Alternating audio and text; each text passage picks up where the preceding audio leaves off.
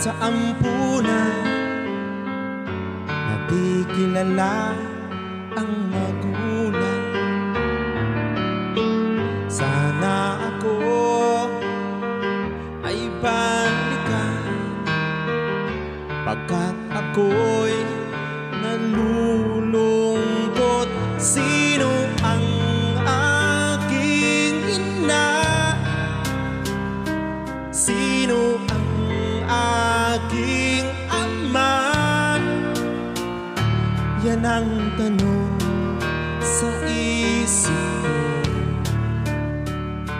Sana ay sabihin niyo